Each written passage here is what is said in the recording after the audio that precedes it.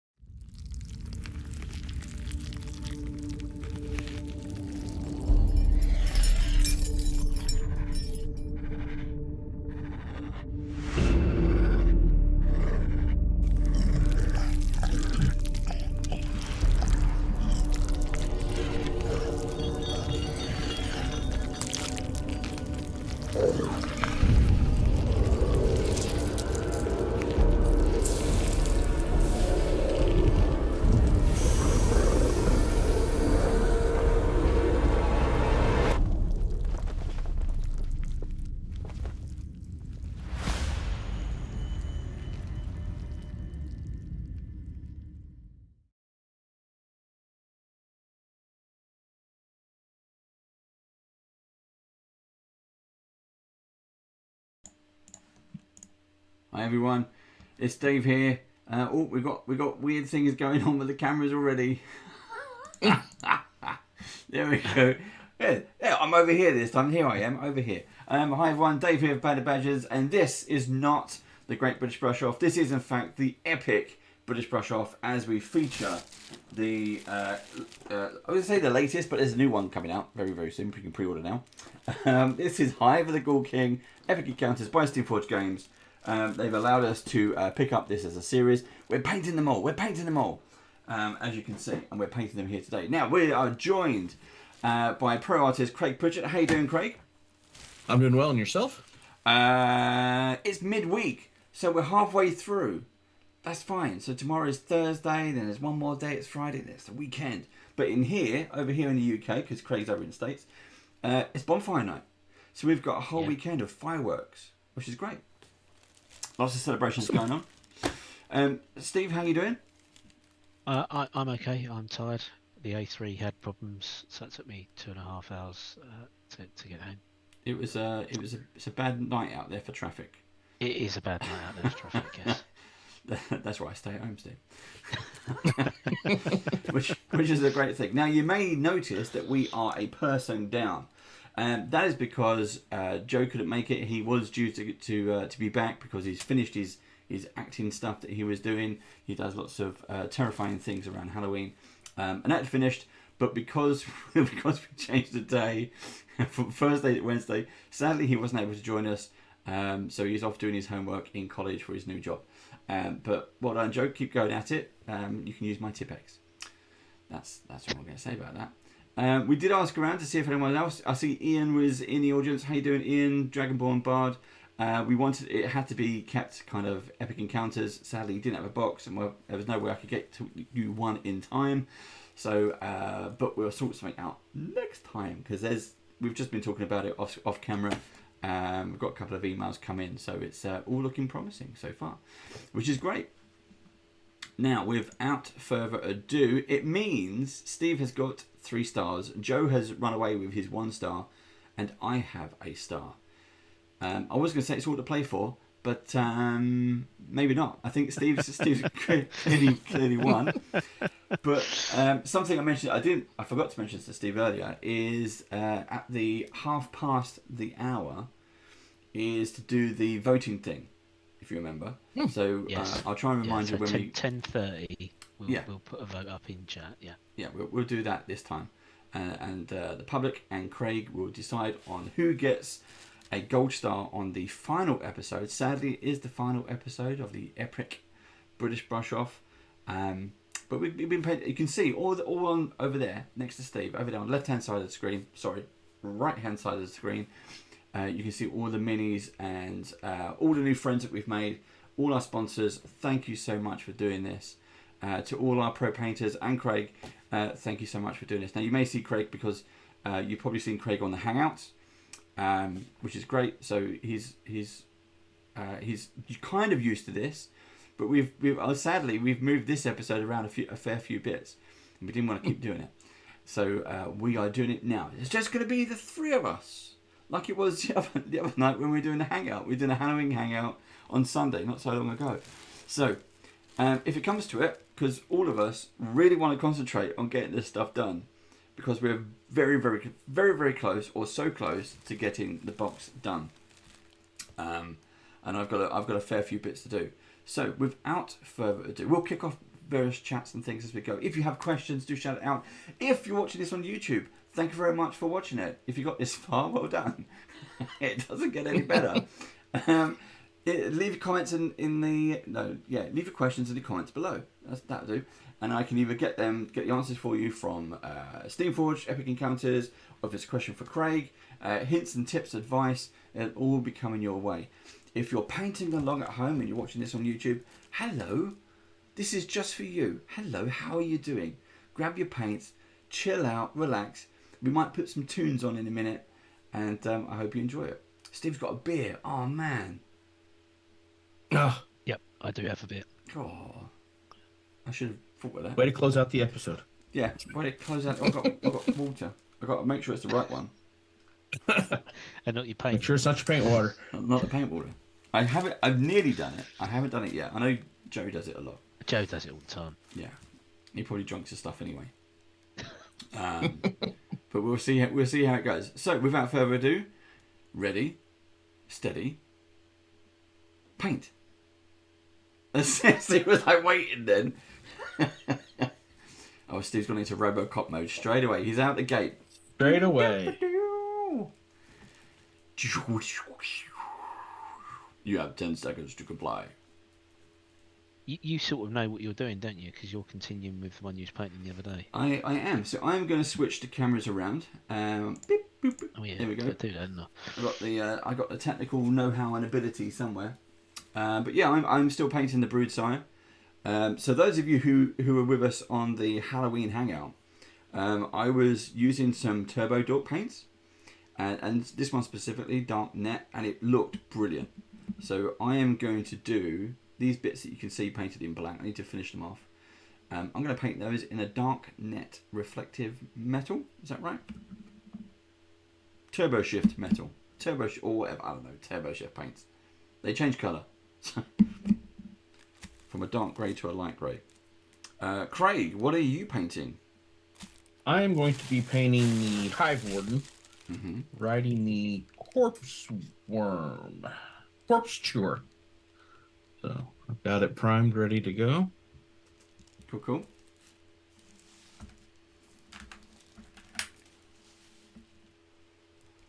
Here we go. That might be better. And I too will be using some Turbo Shift on the Carapace. I'm planning on using Grave Robber, which shifts kind of green to a black. Very nice. We'll see how far I get with it tonight. Over to you, Steve. I'm painting the Bulwark, I think it is. Oh yeah. So that's the guy with the big claw, wing, and bone coming out the side. Reminds me of it's not Abomination. What's the DC villain that killed Superman? Oh, Doomsday. Yeah. Reminds me of Doomsday a little bit. Probably without the split arm. Yeah. Yep. Yeah. I got you. So I'm gonna do that, and he's got quite a lot of sort of revealed flesh. So I'm gonna do a combination of red and skin tone, and then you got to pick out all the embedded skeletons and stuff like that. So I didn't realise there was as much detail on this as there is until I put the Zenithal on, which I was actually doing as we was getting ready to go live. So yes, it's surprising how much detail there is in here. How many embedded skulls and skeletons there is just in the flesh part. Yeah, he's my favourite. Yeah, yeah, I can see why it's really detailed.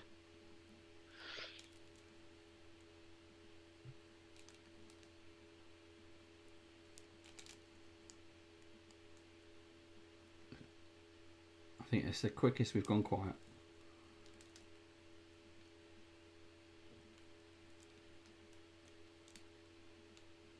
Everybody will start getting that base coat on, then we'll start talking again.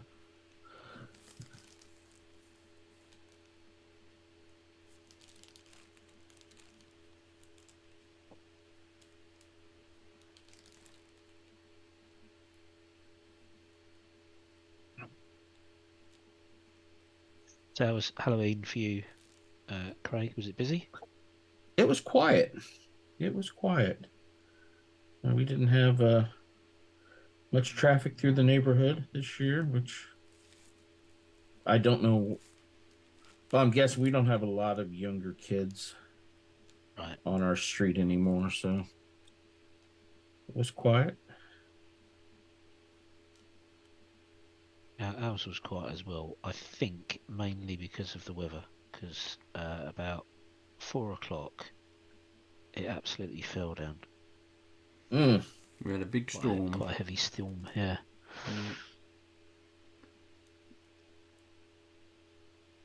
Kept those kids indoors. Stop stealing my chocolate. It's mine.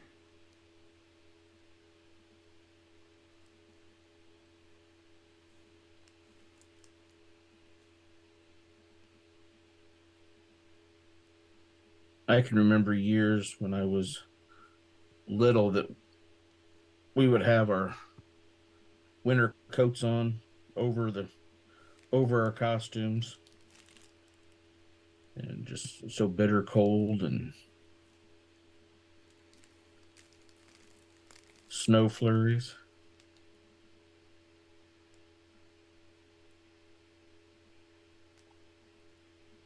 It was.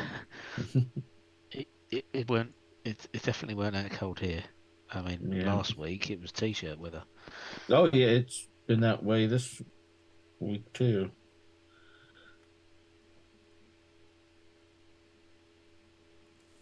Waiting for it to get cold enough to hibernate my tortoise. He's normally down by now. It's been unseasonably warm. Do you have to put him to sleep, as in you put him in the box, or does he just suddenly sort of go into his shell and you go, oh, he's not moved for a few days? When he used to live outside, he would just stay in his hutch. Now that he's inside, kind of have to hibernate him a bit more forcefully. Yeah, slow his food down. You do notice when he goes a bit more docile, but yeah, you have to manage it a bit more now that he lives indoors.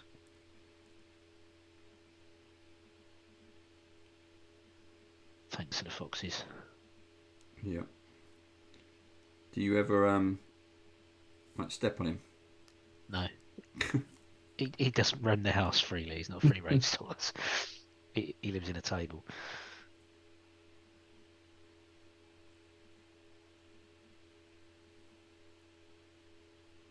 Just imagine you just use him as a doorstop or something.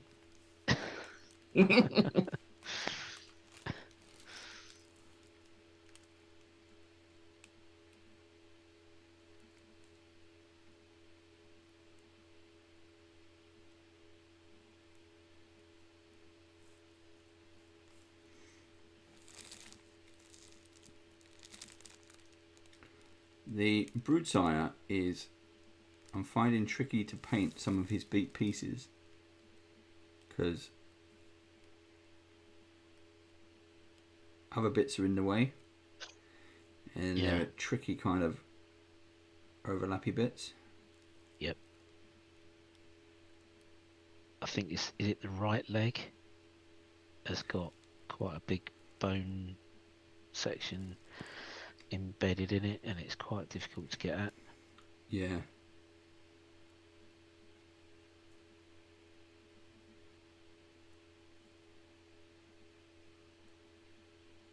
So, those of you joining us, thank you very much. But what are you painting while you watch? Dragon Ball Bond says, here for the fun anyway. We all drink the murky brown when we are focused on the minis. The murky brown? We all drink the murky brown. Oh, yeah. No. Not tea. Oh, a cup of tea. Murder a cup of tea. Dragon Ball Bard says, what colours do Turbo Dork do in the shifts? Quite a lot. So the Dragon Ball Bard, the best way to find out is to, after this episode, is go back and look at episode 5, because Greg from Turbo Dork was our guest painter, and we talked about all the shifter paints, and we had them out as well. We went through them all. He was giving us his feedback on them, why we have particular colours. The latest wave, which is wave 5, is now available. So he was giving us the full rundown. So do go check out episode 5 of the Epic Brush Off.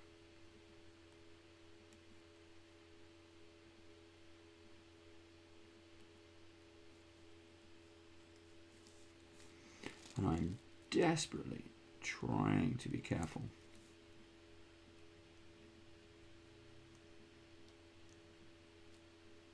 But I think what's happened is my paint started to dry in the pot.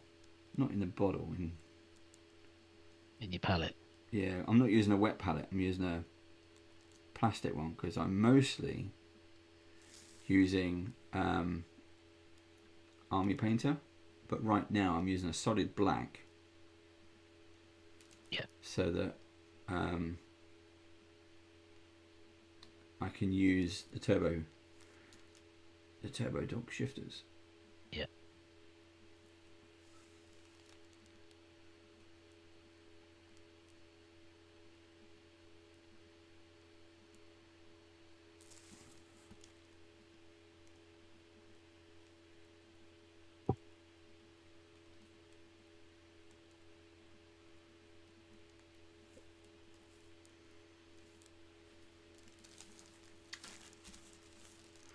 Big Tough Pete says he's currently drawing, not painting. That is all good. Is that for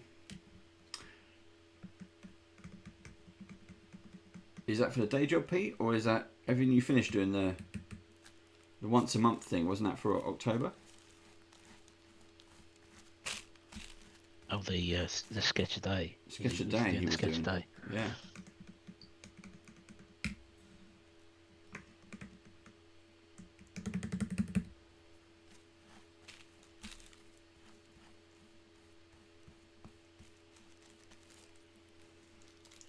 Dragon Ball and Bard says, I missed that episode. I'll go and watch it later. Good. Right. I think I'm going to add some of this. Now, for those of you... Why does that always show up on there? What is... I've missed... No, that one. Boom. I've missed a lockdown somewhere. There it is. I missed a lockdown? That's not right.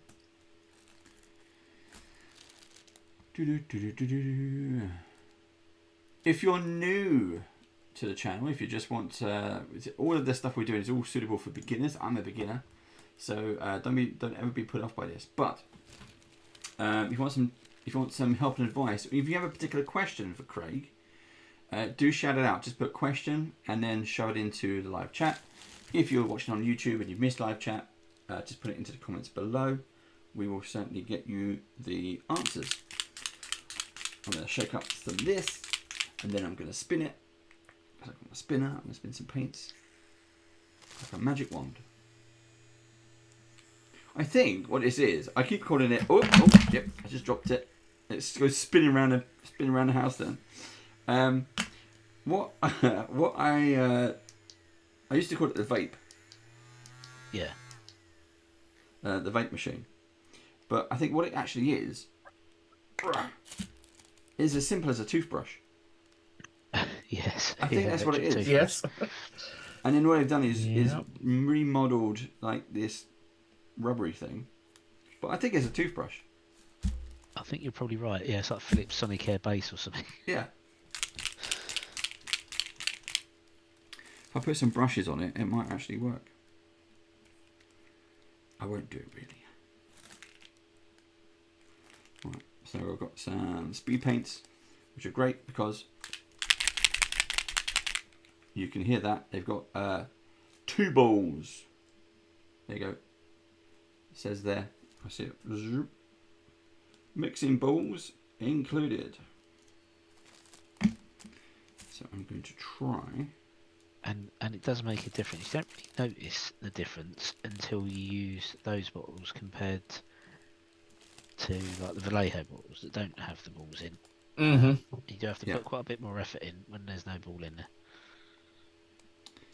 That's why the spinner is handy. I want to say in the last like 18 months, the Army Painter had been releasing accessories, and they had you could buy packages of the stainless steel balls to add. And I bought a couple packages and have added them into my Army Painter bottles as I go. I think they've also made a decision that going forward, all paints. Mm-hmm. Yeah. So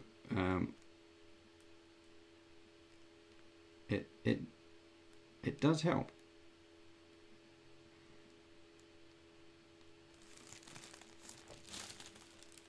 You can see I'm just trying to apply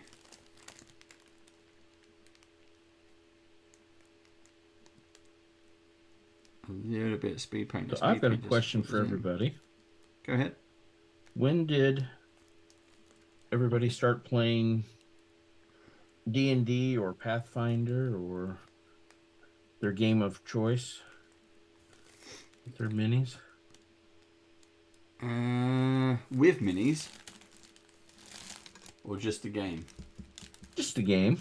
The game, I think me and Steve were both 12, something like that. Yeah. It's around that age. Yeah. You get into it in school with your mates. But for us, I guess it was a little bit... I don't know if you can say it's a little bit different. But basically you get one kid who manages to score a copy of this, mystical book from somewhere, and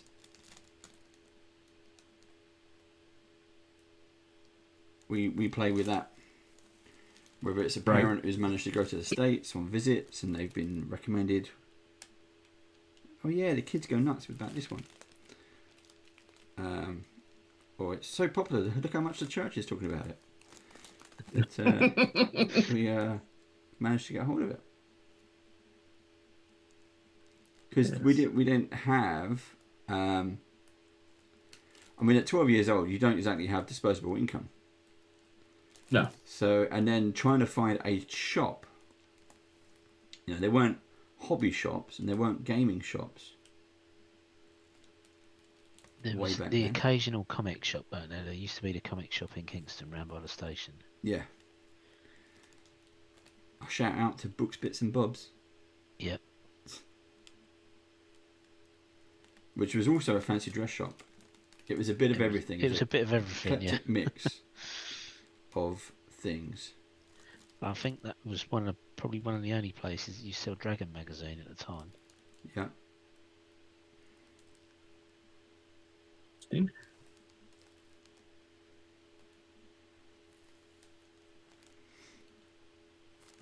But yeah, a lot of that came off of the final fighting fantasy, choose your own path books as well. You know, it was sort of Mm-hmm. the first foray into fantasy and We had adventure. we kind of had Ian Livingstone, Steve Jackson, who did Games Workshop. Well, Ian Livingstone did Games Workshop, but also we had Fighting Fantasy, which Sir Ian Livingstone, I should say now, yeah, Sir, is he's going to be at Dragon Meet, Steve. He's going to be signing his new book. Oh, cool. Giants of the Shadow or something. Can't remember. He's got two new books. He's got a Fighting Fantasy 30-year anniversary edition. Yeah. Which is Giants of something. And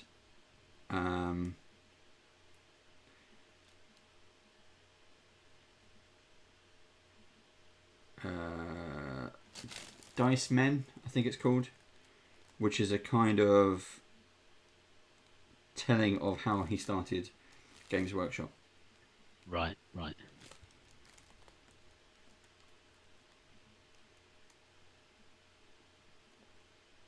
So then you guys would have started with advanced D&D? Yep. Yes, we did, and then moved on to basic, which was all in the encyclopedia. That was in the one book. The encyclopedia is really good. You can get reprints of that on Drive-Thru RPG. You can, yeah, and you used to get the gazetteers. Yeah. Which had all of the location info in them. They were really good gazetteers. I do like that format. Surprised nobody's sort of picked that format up for, like, if you're doing a Kickstarter, a different game system or something like that. The gazetteer format, I think, was really good.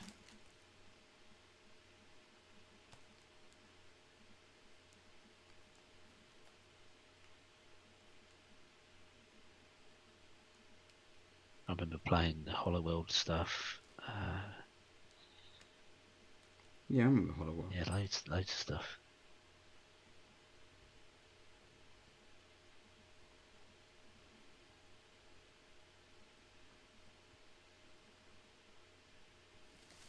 I can't actually remember when it went Wizards of the Coast. Actually, was that second edition or 2.5? When it stopped being TSR. 2.5. It's at 2.5. I think maybe you're correct. Yeah. Okay.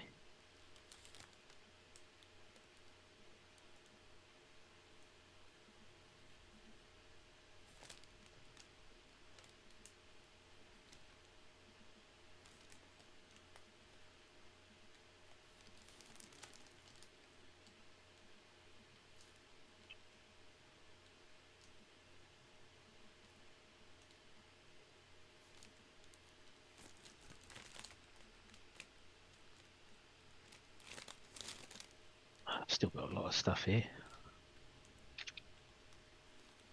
I've got a encyclopedia somewhere. I've still got some of the gazetteers. I've got a lot of the second edition stuff. Monster Manual, DM's Guide, Player's Handbook. They used to be able to buy a set of magical encyclopedias. It was 4 volumes, just of every magical item from all the different editions up to that point. I've got those. They're really good. I remember driving all the way to Tottenham to a game hobby shop in Tottenham to pick those up. Leather bound. Yeah, really nice books. Nice. I do miss that a little bit now.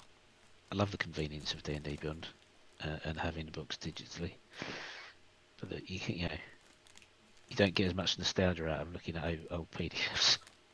No.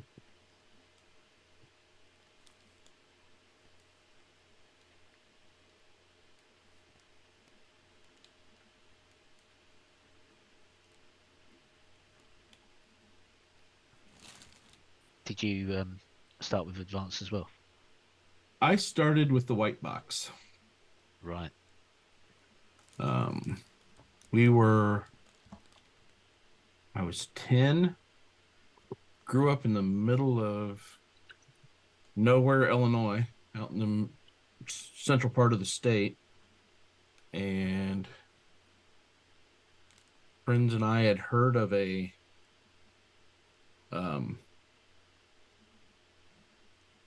game shop in one of the larger towns where we near where we lived. It was 30 minutes away. Yeah. That they specialized in wargaming. Yeah. More along the lines of like Civil War reenactments with the pewter figures and so forth and so on. And convinced my grandmother to drive a couple of us in there so we could see it. And the owner was real nice and showed us this new game that he thought all of us kids would like and taught us how to play and spent time with us. And I think at the time that white box was $10. Wow. And that company, that little shop, produced modules on their own, and it was called the Judges Guild. Huh. And Goodman Games, I think it is. Oh, Goodman Games. Yeah, I know. Well, I know of Goodman Games. I haven't got any of their stuff, but they released Temple of Elemental Evil, didn't they? Mm-hmm. Yeah, it's a Kickstarter I missed. So they have reproduced some of the old Judges Guild stuff. And it's interesting when I go to conventions and they're there and you can thumb through some of the older stuff and go, I remember that, or Yeah. And but yeah, we went from there to advanced.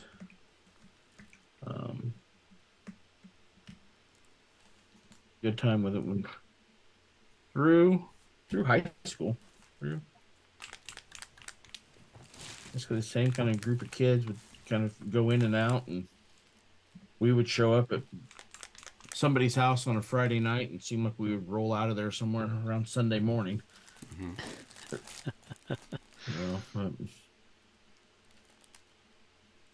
It was always a good time. And then I did play some the third edition 3.5, that type of stuff, but didn't get back into it until 5e when just kept saying I want to play again, then started looking for a group here where I live now, and the local comic shop was doing they decided to start up the Sunday Adventure League. Yeah. So we kind of started into there, and then our table just kept playing together until the pandemic. We kind of went off on our own and started doing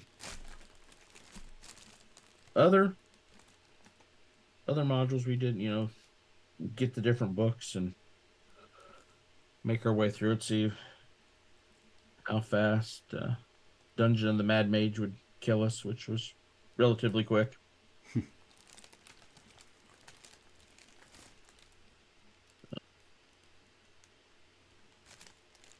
You started playing that, didn't you, Dave? Dungeon Mad Mage.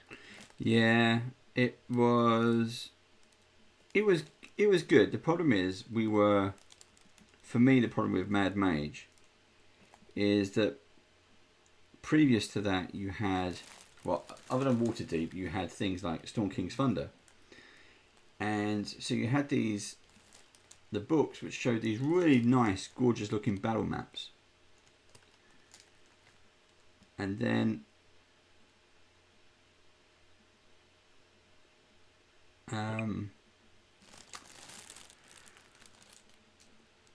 what am I trying to say? The Dungeon Mad Mage had basically 12 maps which was just completely empty. So it's just gridded rooms. And when we put that out on the table, because we were using TV at the time, TV monitor, it just looked horrible. And people couldn't visualize things. They got used to kind of playing, because we did Storm King's Thunder, and they just didn't like it. It didn't agree with them.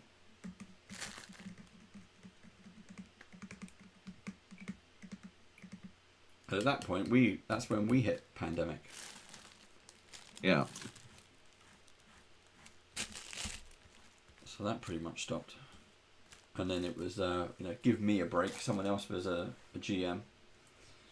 And we've been playing Curse of Strahd since.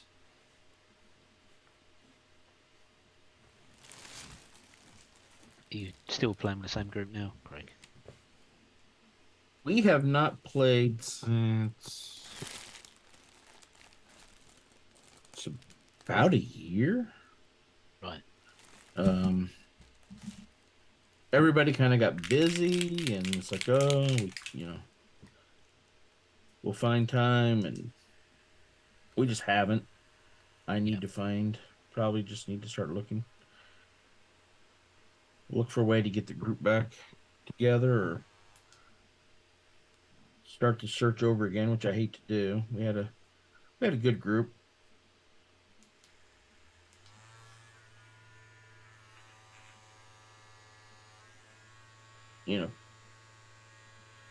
Playing on Discord and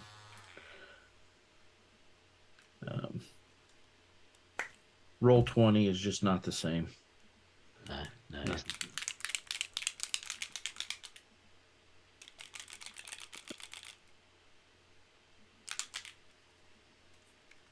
I could never get used to Roll20, I have to say, when we used it. There's something about it, it doesn't connect for me.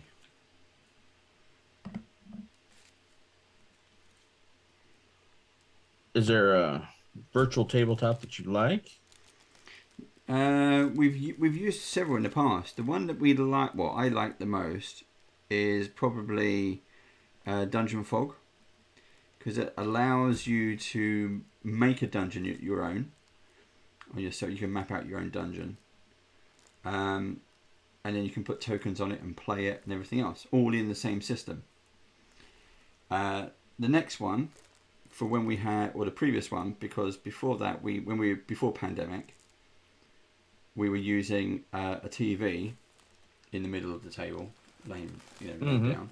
We were using Dynamic Dungeons, and that was very good. Before that, I was using Photoshop and the battle maps that are in the books. Just print them out, large size, or stick them into Photoshop, and you can have that on a second screen, and that seemed to work.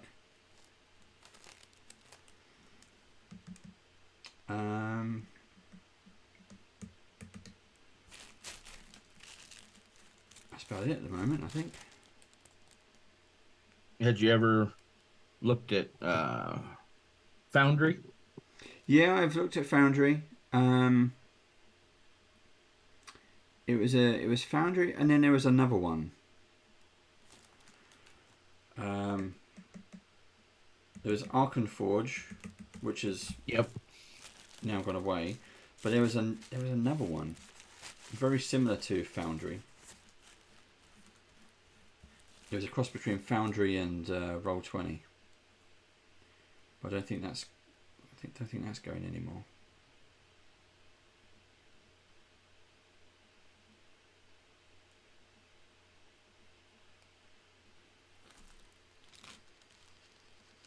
I was intrigued with Foundry and our group kind of stopped right as I was really taking a deep dive at looking at it. But before D&D Beyond went to Wizards, um, there were several mods available for Foundry that would allow you to import your D&D Beyond right into it. Oh wow. Uh,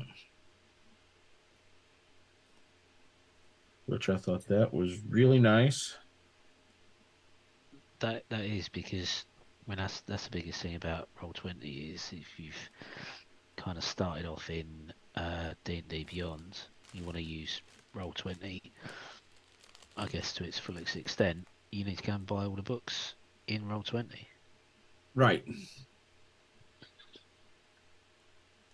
Which is frustrating if you've already committed to D&D Beyond. Yeah.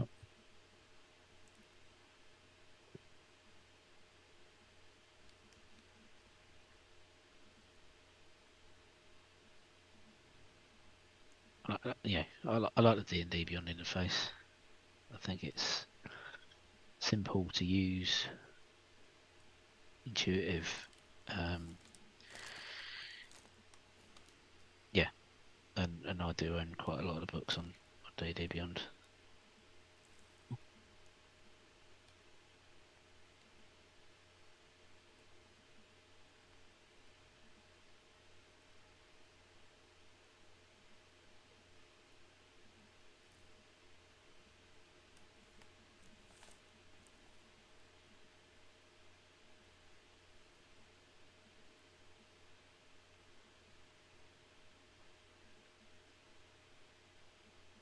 So, Dave, tell me the story of the Band of Badgers. How did that come about?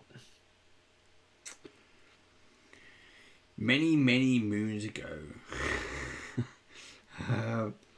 There were two badgers. Yep. So basically, I had access to a manor house near where I live, and I used to do contract work. So between contracts, I used to go to the manor house for some downtime. You get like 6 weeks between each contract. And while I was there talking to the owner, and it was me, Steve, Pete, and Jeff, who have been playing it since we were 12, it was like, oh, I'll find out if we can use it. And we were there. We played it for about 12 hours. We ordered a bunch of pizzas, and it was great. Getting away from the families, from the kids. It was just us. As always, reminiscing and playing D&D at the same time, and it was great. And after it was finished, it's like, I need to do that again. I need more of this because it was good. So I started promoting it to the general public as a monthly game where you could play D&D for 12 hours, multiple tables, and people started turning up, and it was good. We weren't called Band of Badgers then, that came along later. And it was just good fun. Bunch of people getting together once a month to play games in a manor house. So you had, Very nice. we had the run of the place. Not that you kind of run around anyway, because you're sitting at a table for all day. Yes. But there was parking, there was a giant kitchen, so we all had food together. It was social, it was kind of networking. People met and made their own tables. Still did the monthly thing, but they made friends and did their own thing, which was great. And that all came a cropper during the pandemic. And by that time, me and Steve had already kind of played around with, well, how do we record games? How do we film games? Is there an audience for it? And there wasn't an audience for it, not for us anyway. And then we started doing it again during pandemic. We're like, okay, we've got all the gear. Let's just get our tables together. And some did, some didn't. Some liked it. And we practiced it. And then it was like, okay, let's see if we can get other companies involved.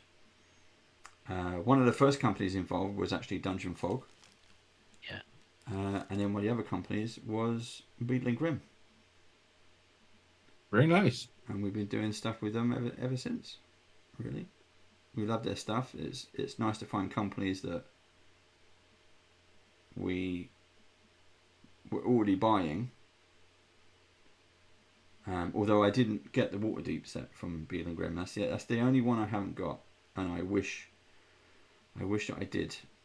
I did make the jump.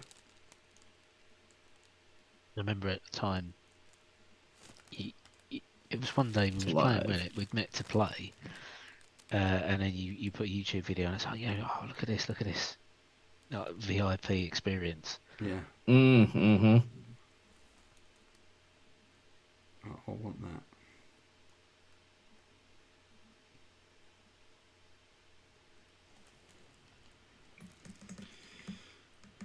And then since then we have about 12 different sponsors. Still, we're still very small, but we have 12 sponsors from all around the world: America, UK, Europe, and Australia. Working with all different companies and working with promoting their things. Really, we're small enough that they know we don't make any money from it.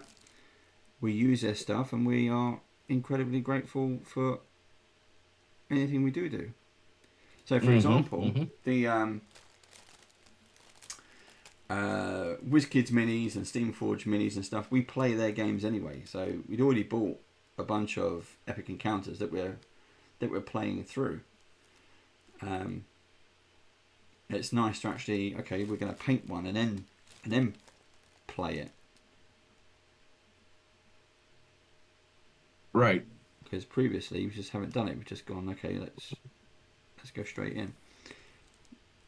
But always evolving different ideas with companies or audiences. And one of the best things that I wanted to do with it was to get guests on like yourself. People from all around the world. You don't have to. You can still be pro. You don't have to have a YouTube channel to be a pro. And it's just kind of hang out with people who like the same stuff and chat about it. Yep, that is one of the best things.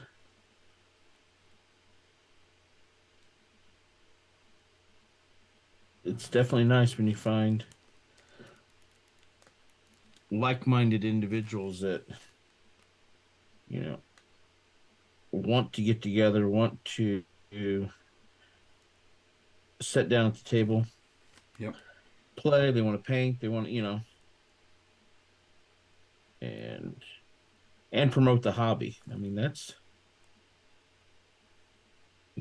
to me one of the biggest things. It's like, I see your channel, I see the unboxings that you do, the interviews that you've done, and it's like, that's impressive. It's nice to see somebody out there that's still excited about the hobby, wants to see the hobby grow, and just present it in a positive light. There's just so much. We get a lot of negativity centered around it from time to time. That it's nice that you guys present it just a positive aspect. I think the positive is because it's been positive for us. It's something that has adventures and stories and believing in heroes, believing in your own heroes that you create there's something very nice about that.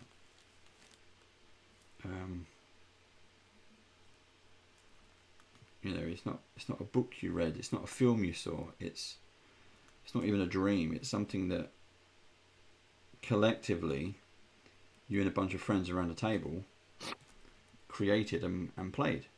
And however many years later, some of those stories really stick with you, really resonate. Mm-hmm. And those are the bits I like.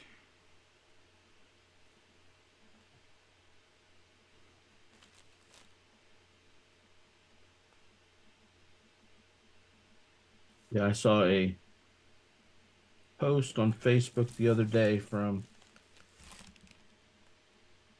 one of the guys I used to play with in high school, and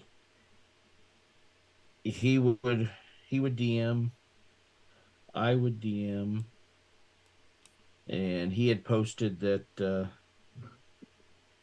he had just had a weekend of his son hosting friends for the first time around playing, and he said it was just very surreal to kind of see um, that happening around his kitchen table and remembering back to when he used to play. Yeah.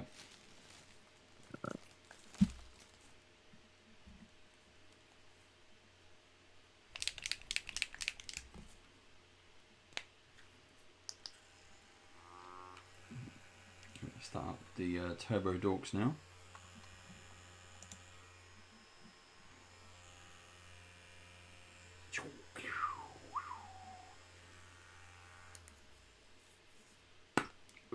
Going back with the dark net, which is a fun old colour to use. Dark net. Oh look, it's on the screen. Dark net. Go check it out.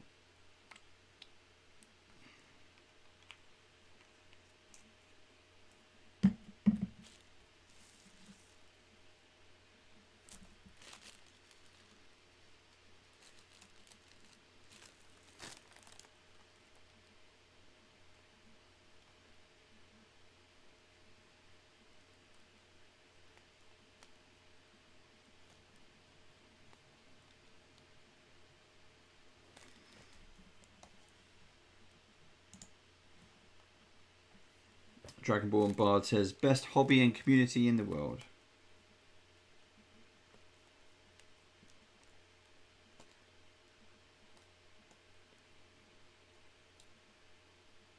Yes, it is.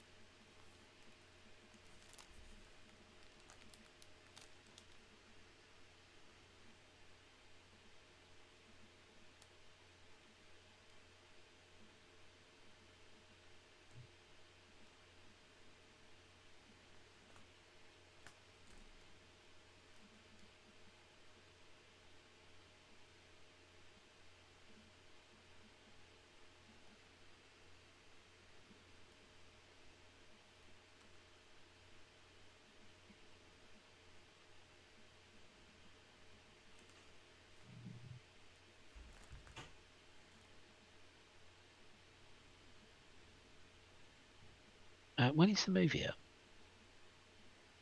But the D&D movie, Yeah. next May. Right. Steve, that reminds me, I sent you a message earlier. So, anyone interested in PS5s and PS5 VR, listen up. Check your emails, because if you get an email from PlayStation,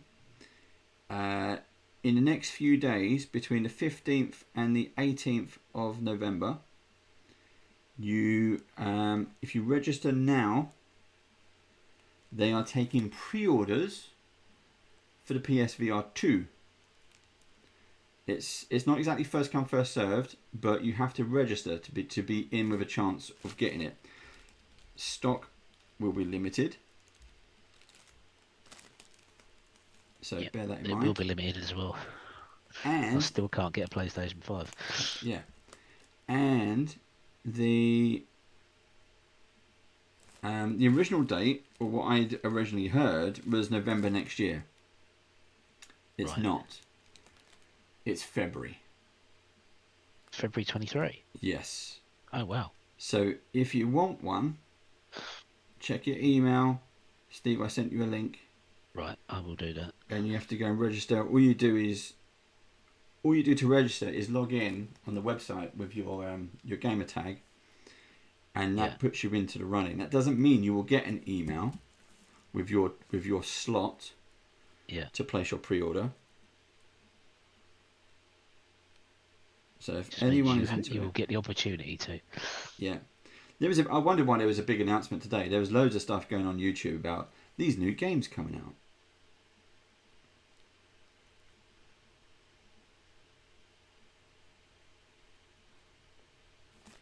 So I did wonder at the time.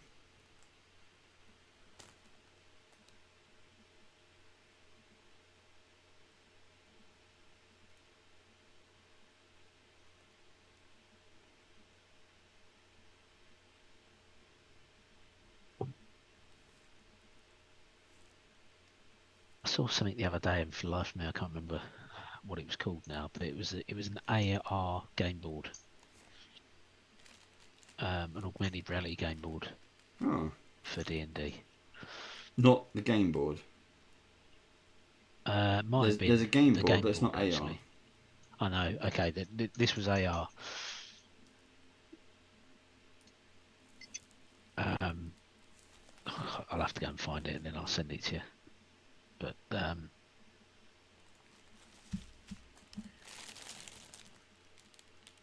can't remember what system it was using. It was using like glasses to do it was Quest. It was a Quest system. That was it. Oh right, yeah. So it was using the Quest glasses to do the mixed reality. But the game board part of it was how you was able to see the augmented reality section. Yep.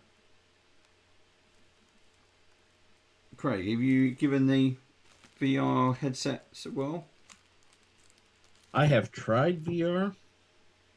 I will be honest with you, the VR and first person anymore gives me a really bad headache. Yep, that is one of the side effects of getting older. that as well. Yeah. I struggled with Skyrim actually. That's the one that was the worst. I never played that in VR. That really gave me motion sickness, big time. I think for me, it always felt like a motorbike helmet. So you feel almost claustrophobic straight away. Yeah. Like you're completely enclosed. However, one of the best things that I really enjoyed doing, that I found relaxing, was there's two games when PS VR 1 first came out, and that was Eve and what was that tank game, Steve? Battlezone, yeah. And the old coin-op Battlezone? it was like that, yeah. It was geometric tanks and stuff. It's like being the original Tron and sitting in your tank. Oh. So, but what I used to do was just boot up the game, and there were areas where you could just kind of sit there and do nothing. So in Eve, which is a spaceship fighter game, you could just park, and you're sitting in your spaceship cockpit like a solo fighter, and in real life I'd be sitting there, put my feet up, which also felt like it was the console of the spaceship, but I'd sit there and have a cup of tea and just stare out at the space and stars, because you get all the like background noise and things. Yeah. And it was great. Interesting. I could sit there for half an hour, 20 minutes, and just relax. It was great. And the same with Battlezone in the tank. You just sit there. You got this giant cockpit, and you could just sit there, look at all the different controls, and have a cup of tea. Wait for the next set of baddies to appear.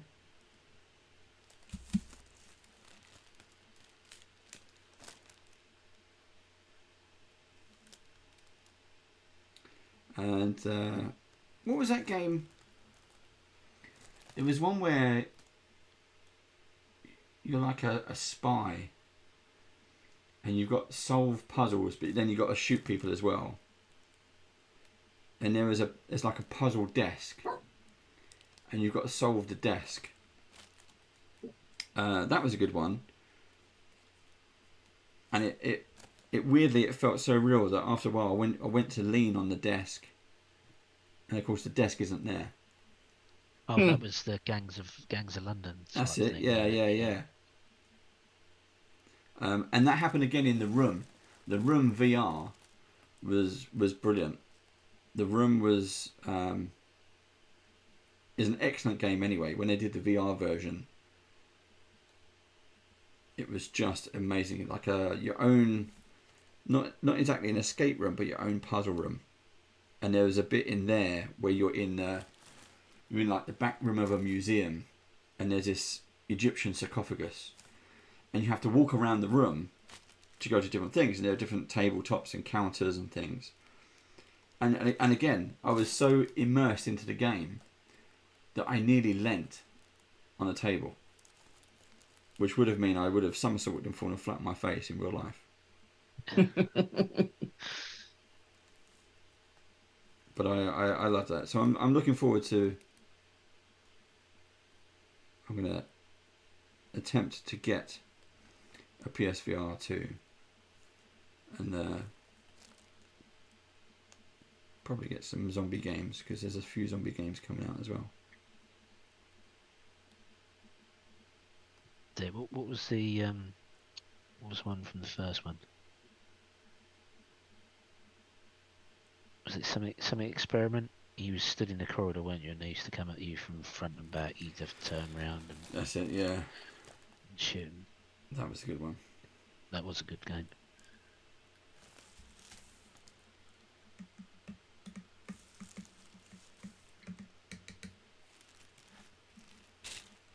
I'm sure there were some gimmicky ones, but they weren't just gimmicky, and I think that's what set it apart from previous things that have been released, like the Kinect. Was it the Kinect Mark Station one? The Xbox. Oh yeah, that never worked. No. What was another game in there I played? I can't remember what it was.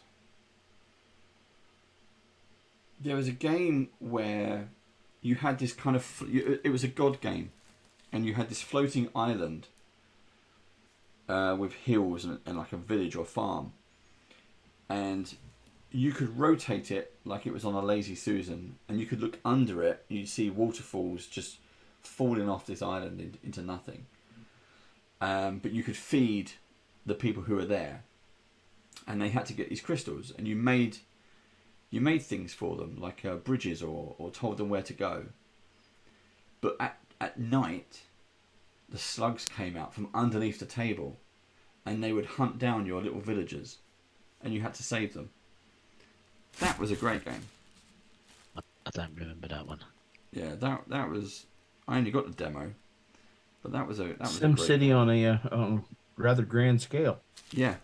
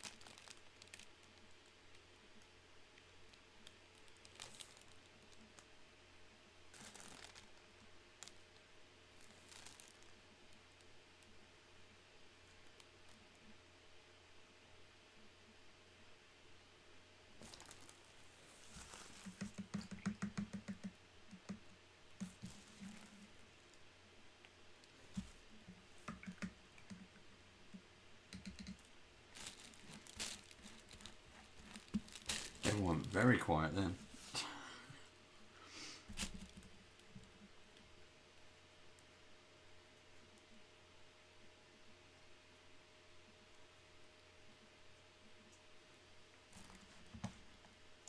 Right, what I'm going to do...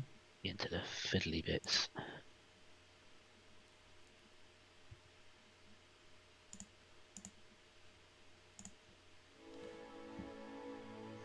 For those of you watching live, I've just chucked on some background music, just so you're not completely bored. But do let me know if it's too loud. Right, I think I'm about done with my broodsire. Really? Yeah, there's a couple of like touch up pieces, but I need to let it dry before I can do that. But I think I'm kind of pretty much there. He's definitely covered. So I'm going to try some more. Do a couple of these. Get these ready for turbo dorking. Got the little guys.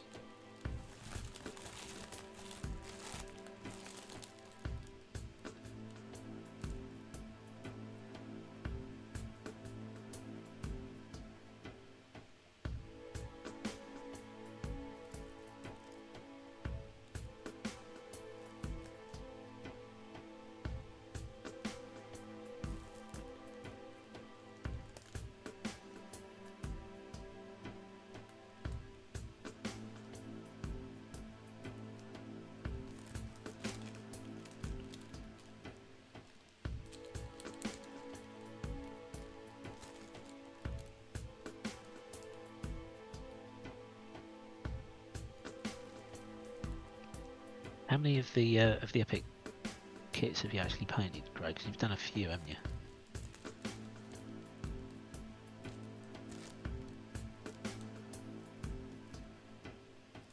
He's zoned out. Or he's on mute. Not sure. I'm on mute because I was shaking paint. I have painted something out of at least 3 of them. Cool. Which has been your favourite box? What was it called? All the skeletons.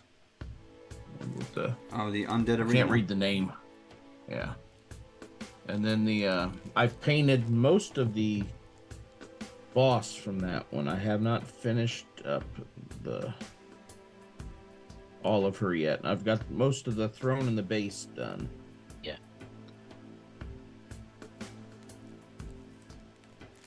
Do you have when you paint a mini from the start? Do you do the same thing every time? Do you start feet, legs, body, head? Do you think about each mini first? Do you start with light colors, then dark colors? I think about every mini first. For example, when I decided to do the Hive Warden and the worm, I looked at a lot of different primed it and just kept looking at it and trying to decide color wise what I thought it would, how it should look, how it should fit in the box. And I painted the second one up. Yeah. And decided I liked how it looked, saw some things I definitely wanted to change. But I try to, if it's a box set, I try to match the best I can, and maybe that's the army mentality in me. It's, I got to match my army. I do try to mix it up a little bit. What was the set with the swamp and the like the jungle goblins from Epic?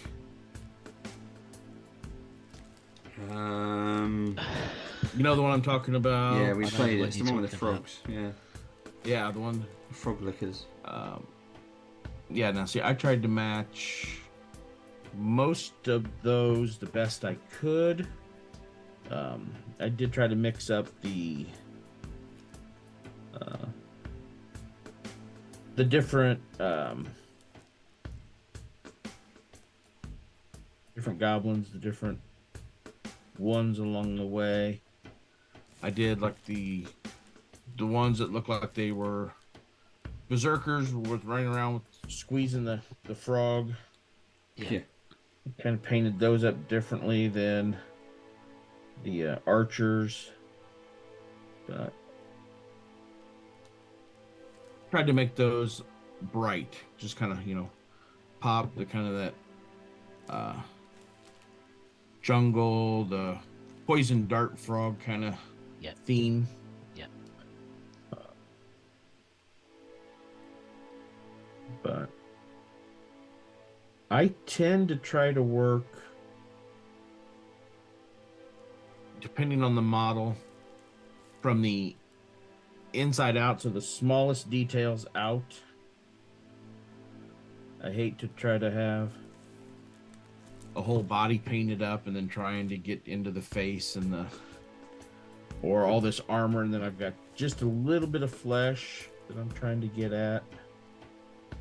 So I'll try to do the smallest, hardest to reach sections first. I've tried to do start with light colours first, so that way I can go over it with if there's a near colour, a dark colour nearby, then it won't matter because I can fix it with the darker colour.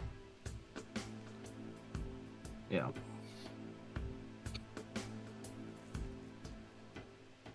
And I'm sure with your speed paints, it's like, okay, I've got to make sure I keep a lot of my primer back on handy if I have to go back through and retouch something up that kind of bled over or.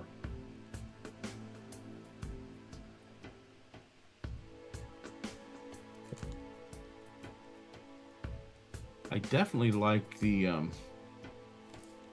I've had a lot of fun painting all the Steamforged stuff that I've done. I bought the God tier goblins. Yeah, Jack. Because I liked how it looked. Yeah, Jack's, and it's like, oh, I really want to paint that, and I liked how it looked. And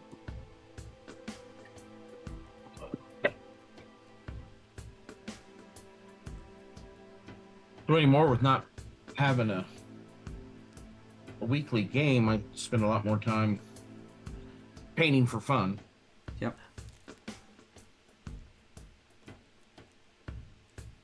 I keep thinking if I get a set completely done, I can call up the group and say, hey, let's get together for a Sunday and pick this out. But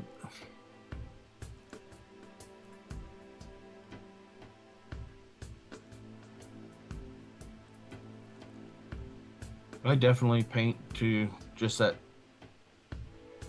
tabletop standard, and as soon as I say that, then I'll start looking at something and I'll be very critical on how it looks. And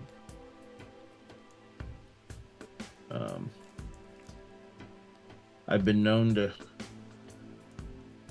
get something painted up and put it right into the sonic cleaner and strip it back down because I didn't like how something looked on it.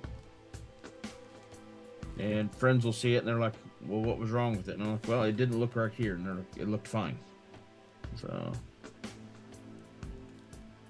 I think a lot of that goes back to you visualize what you want it to look like before you start, and then yes, when it doesn't look like what you visualized at the beginning, you're super critical of it. I do that all the time. yeah. All the time.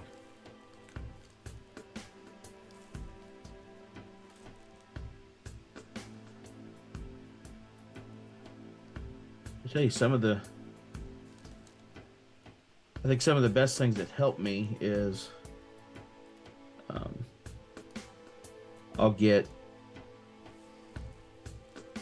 I'll pick up, see different minis on sale somewhere or clearance, and I'll buy them. Just experiment on them.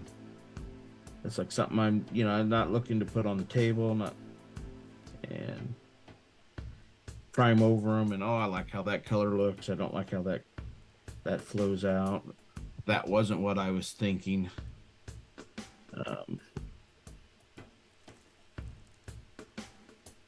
And then just getting the confidence to start putting stuff out there on Instagram and saying,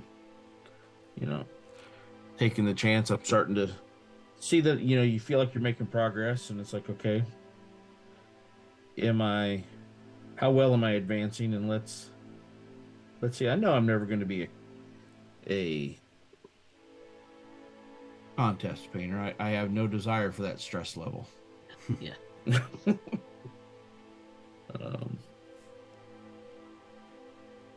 But and more power to the guys that love that. That's not me, for sure.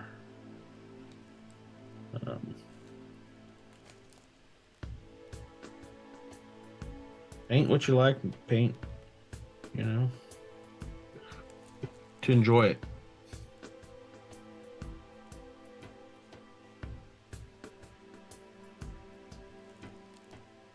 We've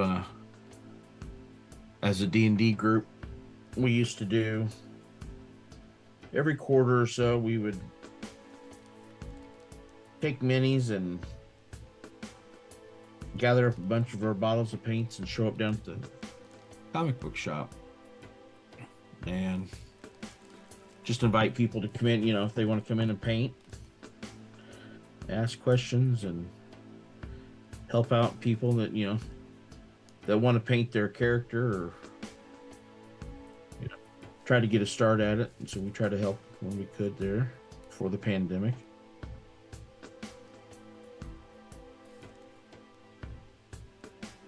That's a good way of doing it. Especially if you are a beginner, you don't know where to start, what equipment you need. If you do have the ability to go to a hobby store and sit with someone, it's a great way of learning. Yep.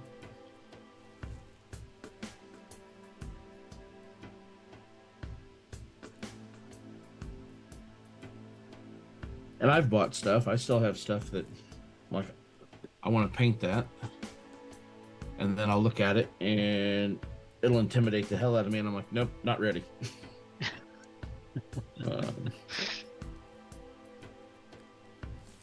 I have hoarded quite the collection of WizKids beholders. I probably have at least 8 or 9 unpainted beholders. Wow. There for a while they were hard to find, and so every time I would see one pop up in the shop, and if there was several of them there, I would buy one. And since I had a few, I was like, I'm not going to take the last one from somebody else, because God knows when I'll paint it. And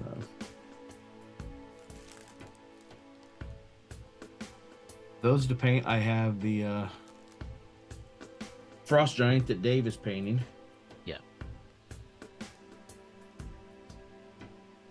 And I think I'm going to hold on to that and airbrush that.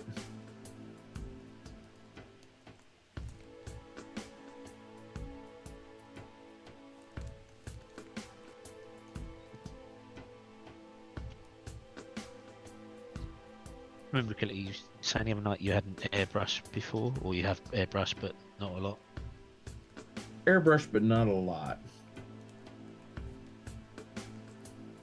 I used to airbrush model cars back when I was in high school, and radio control car bodies and stuff like that. Yeah. And but I've not. I've primed with it here, and I like it. I just haven't. Feel like I need to. You need to build a small booth. The garage and paint it if I have to, but.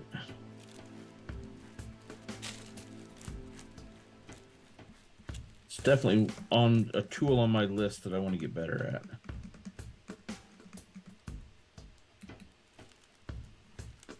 Yeah, the airbrush is something I still haven't tried, but it's something I can really do. Yeah, right. Dragonborn said, "Can you get close up with the face?"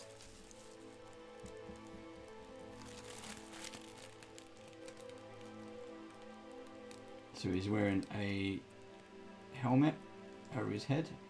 He's got his red mouth, he's got his bony teeth, his green skin, he's got his brown scarf.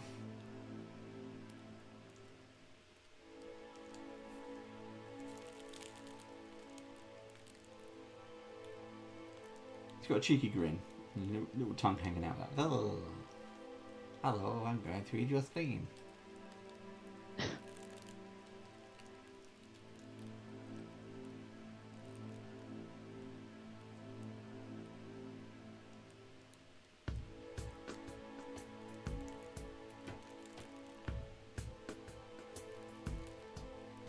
Shall do a full rotation.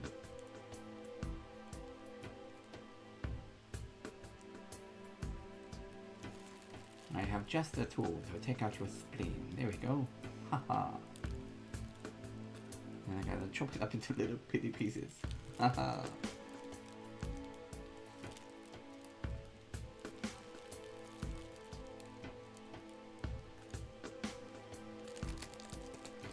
See how close I can get, look.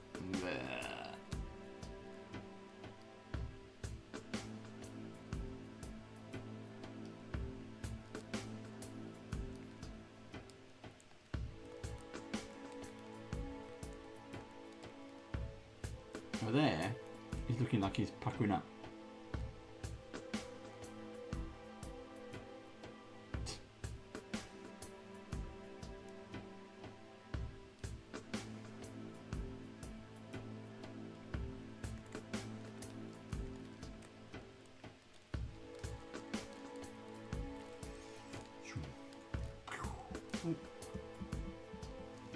Yep.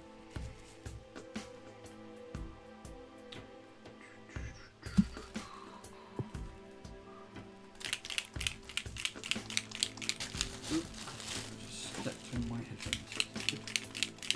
Right, we are at nearly half past the hour, Steve. Right. So I'll tell you what. Set up vote now then. Yeah, it's only between you and me. So, audience who are there watching us live, thank you for joining us. You get to, so in the next 10-15 minutes, Craig will pick a winner of this week's gold star. This is the final star of the epic brush off. Sadly, Joe couldn't be with us, so it is just the two of us. Otherwise, so Joe has gone and he's taking his gold star with him. But Took his gold star and ran. yeah. So it's just between, not that I've got hope in winning, but because even if I get the gold star, I've only got 2 stars. Steve's got 3. But it's beside the point. We need to find out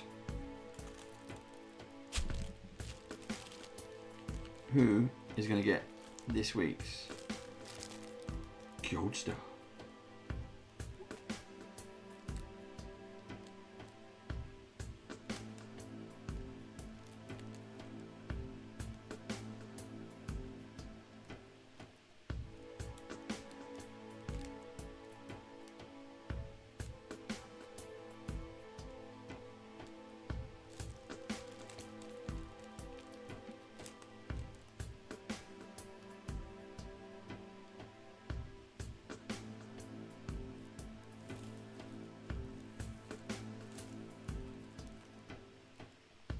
Dave, I did end up catching the trailer for the Ant-Man. Yeah, what was the music? It was Goodbye Yellow Brick Road. It was, yeah. By Elton John. Yeah.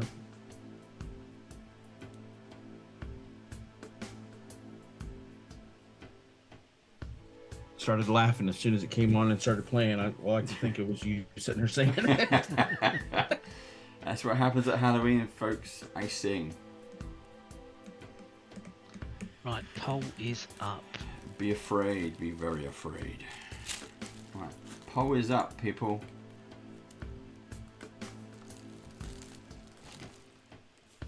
Dragonborn Bard says, "How you doing, Steve?" I did give mine a little look as I was doing the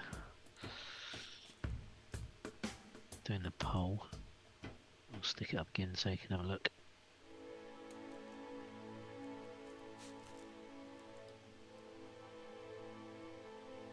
Oh, very nice, very nice. So I've blended some red and some Crusader skin and pallid bone, and then I've done the bone shard shield thing on his arm, just in acrylic paint. Mm-hmm. I haven't yet done the stretchy bits between the wings, or his pants, Or his bone underwear. or his bone underwear. No, I can't quite decide what colours to do on those.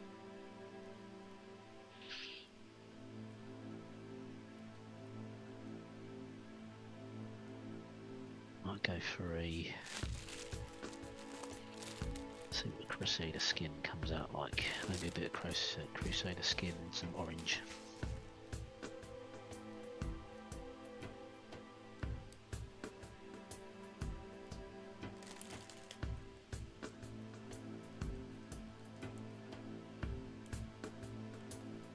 And Dave, did you do the malignant flesh or malignant green on? Yeah, malignant green on the body. Because I thought I did one of the bulwarks in green, and I thought that came out really well. Yep. So yeah, he looks good. Shows up all the detail, all the stretchy skin bits, all these bits over here. Shows up all the detail very, very nicely.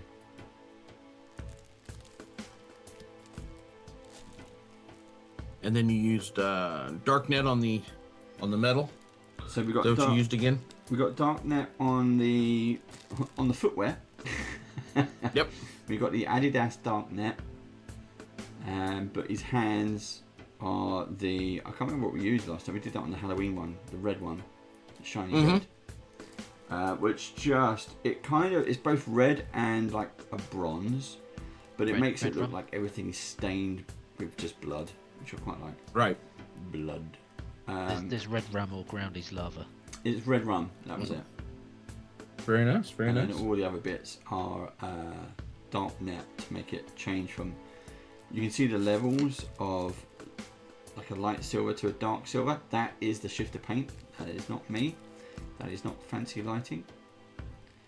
That is just good chemicals. Good paint.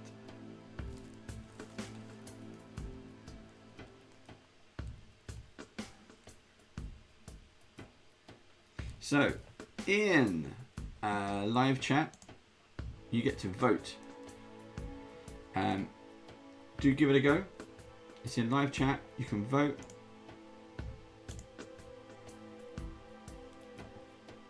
I see where this is going.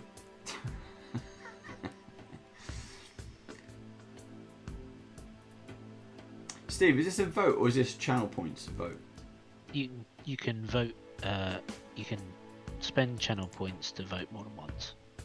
So for 200 channel points, you'll be able to vote again. I can't vote against him. You can. No, I don't think I can. Ah, okay.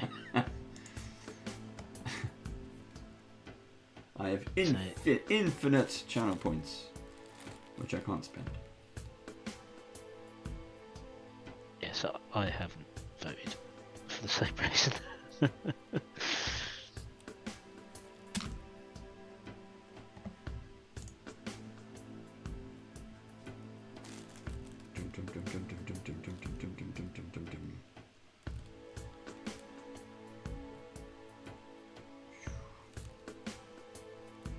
what's been your favourite mini, Dave? The Nemesis, the Bulwark. Bulwark, yeah. Yeah. The Broodssire. I'm really liking this one. The Broodssire, I think, is good. Very unique kind of chief boss kind of thing, but the Bulwark, this Nemesis thing, is just brilliant. I did one in purple and then one in green. It's both simple and terrifying. It really does look great. I mean, you got a skull embedded into his back and a spine. Look, it's just absorbs people.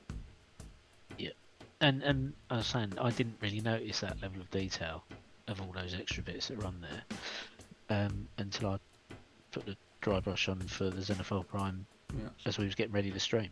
Yeah, he's got his like knee bone protrusions, and it is just great. And you can use this one in everything, but it is good. I do like it. I like these little kind of trooper dudes as well.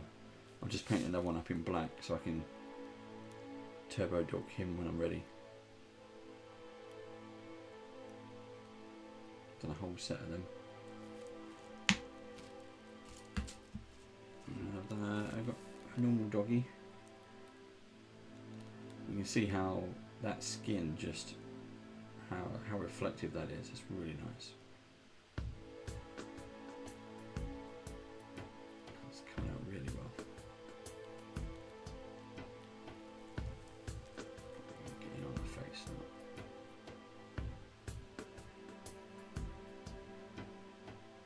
Just these horrible bone protrusions, which you turn the dog around this way and you realise the whole thing is a mouth.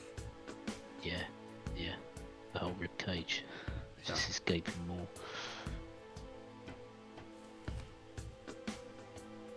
Just turn it like that a little bit. There we go.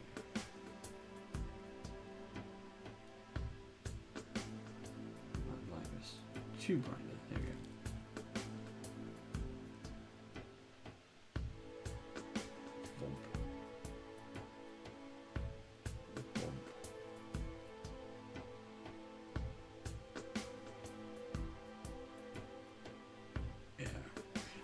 I really enjoyed actually painting these bases red.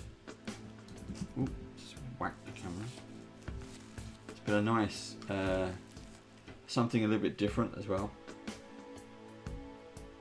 So having these, like, they're just wading in blood and flesh with all their maggots and things. I think it's a really nice piece to it.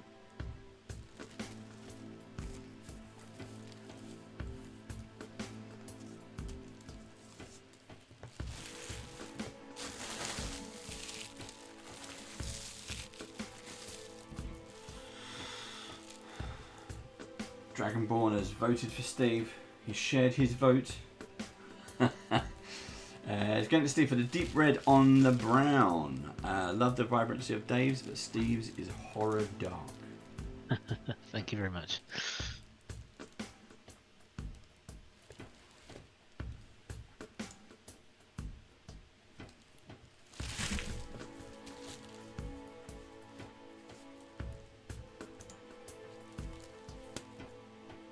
I think the speed paints have come up trumps as well for these, especially doing the type of painting we're doing in 2 hours. It's Split the Party just joined us, everyone. How you doing? Split the Party all the way from Australia, Hello. Which is their breakfast time. Is it breakfast time now? Yeah. Yes, it is. Yeah. Good morning, Australia. Good morning, Australia. How you doing? Welcome, Raiders.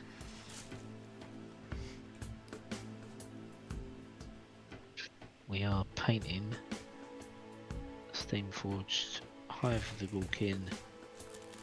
I will show it off again because I want some votes, people. Yeah. Start over. This This is is live vote in chat, so Dave wants some extra points.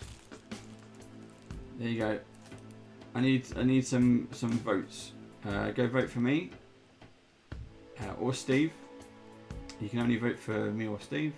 But this is it. We're painting the Ghoulkin box set from Epic Encounters. Look at this little dude. Look, he's puckering up. Mwah. Nice to meet you. There you go. With his worms hanging out. He's got chains like Hellraiser. Skeleton involved. That's in out on his streaming arm. now. Yeah, the new series. Yeah, I haven't seen it yet though. Oh, the new movie? Yeah. Yeah. I haven't either. It's on my list. Heard it's pretty good. I enjoyed Prey. I Yeah, liked that was Prey. I thought that was very good. Yep, it was.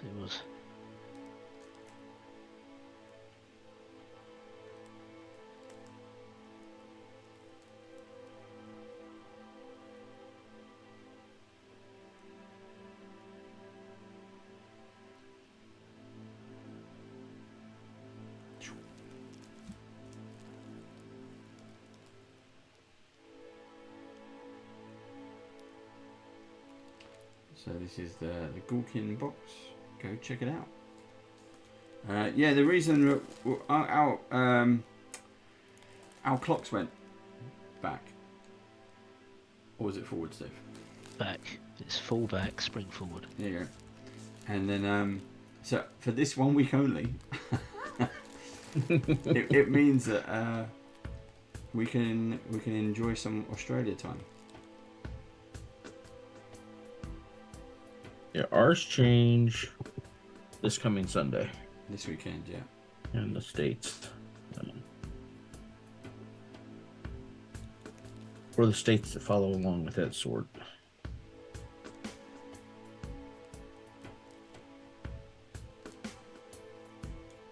I'm old enough now that they can just pick one and keep it.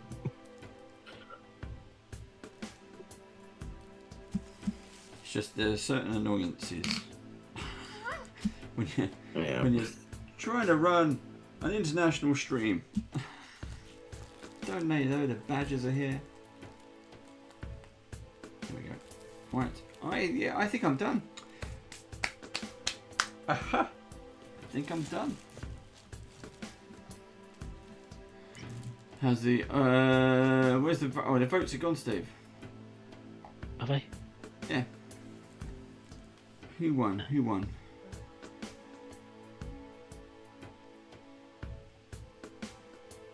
That was a quick 10 minutes. That was a quick 10 minutes. You won. Hey! Did I really? You did. 5 just votes saying? to 3. 5 votes 5 to 3? 5 to 3, yeah.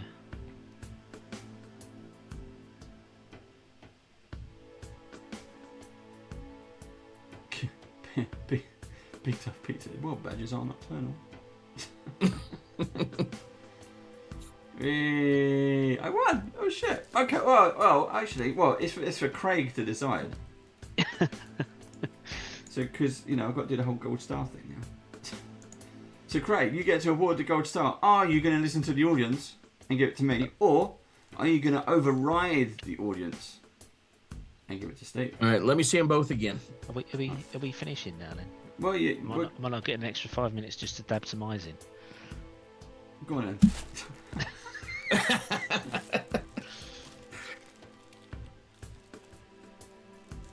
Well, I would have been finished already, but I've taken the lid off this paint. Let me see what I Oh, zoom bloody in. paintbrush. There we go. There we go. So, Dave, now that you've had a few sessions with that Halo lamp, how are you liking it? It's nice. So for those of you who can't see it, look. Woo! Zum zum. It's really, really nice. I'm absolutely loving it. Yeah, I don't get light from one direction anymore. It curves around the Mini, so I can see exactly kind of what I'm painting. It also works during the day because it's just an extra piece of light all the way around you. So for those of you who know, I've got a window here, so if I am painting during the day, it's still one light direction, but I do much prefer painting in the day. But when I have this arch lamp, it is lovely. It's just that extra little bit, boom, crisp, bright white light, which is nice. Which is very nice to have. So I highly recommend it. I can't remember if it's 30 or 40 pounds. Green Stuff World. Just go to Green. They've got a ton of stuff that I want to buy. Green Stuff World. Do go. Check I was on their website looking for something today, and I think I saw that light was on sale. It was listed as on sale. Yeah. So, I half expected to see it say it was sold out. I think the spinner sold out. So this thing here, for those of you, I'll zoom out again. This thing is the individual paint spinner. You can use it as a vape. You can use it as a toothbrush. You can use it when you go to bed. Right, I'm done. You're done. Right, here we go. Let's get serious, Steve. Serious time. Serious.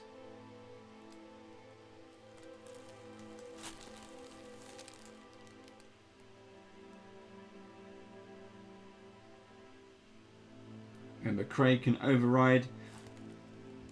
You got to get your Mini on the screen, Steve, unless you've crashed. I was looking at yours. We're doing a side-by-side comparison. A side-by-side comparison, right? There we go. There you go. Might even put me light on. How about that? And focusing it would be good.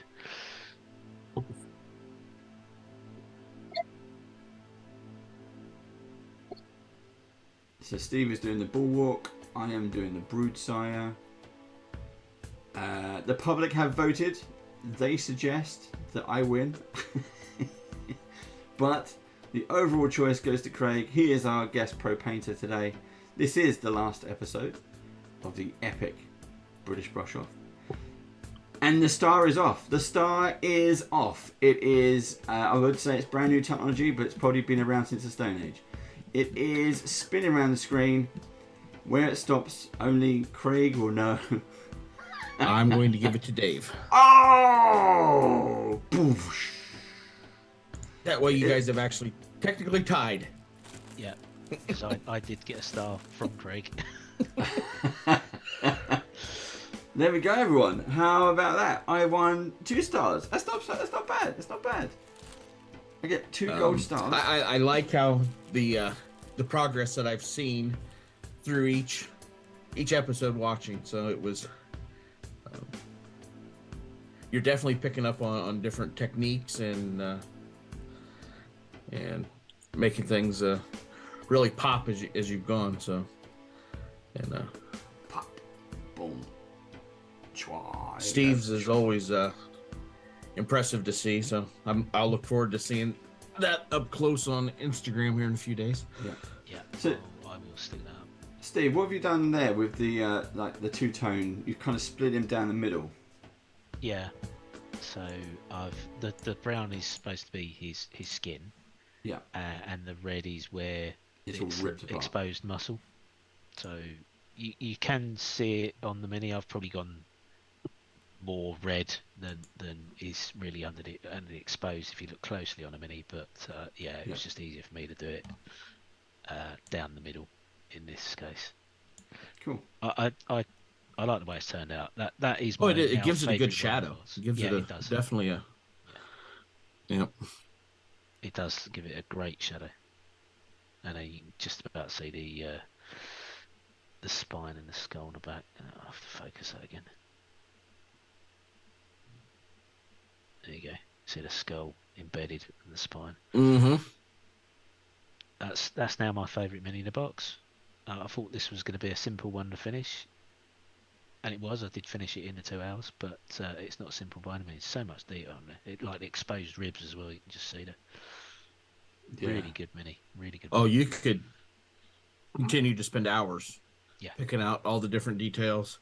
I know when I did the first Hive Warden and I got done, I was looking at it going, I'm not going to be able to finish that in 2 hours. Mm-hmm. Thinking back at all the hours that I put into it. So, but Right. I'm going to switch our faces back around, Steve. You do the same? Yep. Pew, pew. And that is it. That is the that's us wrapping up. That is the end of season 1 of the Great British Brush Off. No, Epic British Brush Off. epic. Yeah, epic British Brush Off. It's the only one I cocked up on. That's right. Yeah. It is. So it's not You've bad. got it right every other time. I know. That's because I'm already thinking about what. So the next one will come back. It's the Great British Brush Off, which we're doing with WizKids. plug. That will be in potentially in the new year. We're planning something else. We might be doing. We're going to be doing hangouts. So if you like what we do, remember go to our YouTube channel, youtube.com/bandofbadgers. Do please like and subscribe. And also, while you're here watching us now, hit the subscribe button. Just go ahead, give it a go. Give it a go. If you have a Amazon Prime sub, you can do it for free. And that's it. You can do it for free. Give it a go. While you're here, right? But other than that, Steve's gonna chug. No, he's not. I'm not. No, he's not. No. Right. Really wait. See what happens. Craig, fantastic. Always a pleasure to hang out with you. Anyway, Craig. Thanks for having me. He's been on several of our hangouts, but this is the first time actually getting him on without Joe. So we were a person down. But it's always a pleasure Actually, to we hang got out. caught up in all the conversation about ours then, didn't we? We hadn't seen yours, Craig. Oh yeah. Oh, You might have to switch to. There we go. Oh yeah, the Worm Rider, the Warden. so Yeah, nice. that's where I'm at, and this is the finished. Yeah. So and then that's all the Grave Robber Yeah. turbo shift Yeah, that I really like. So, that's come out really well for the shell. yep. So, That's nice. yep. Very good. So we'll get it finished up. I'll get it posted up. Yeah, Had guys. a lot of fun. Do check out the Instagram. You've seen. So for Craig, he's on D&D Painter 76. You've seen that come up on the screen. I don't know if it's been going over in the live chat, but do go check that out as well as Bad and Badgers on Instagram, as well as Steve on Instagram. Disco Underbar AX. There you go. It's something you can always easily remember. But until next time, everyone, be good, be safe, and we'll see you whenever. I don't know what's going on next week. I think we're back next week. We're back next week. Yeah. Cool. See ya. Bye. Going now. See ya. Bye. Take care. Bye.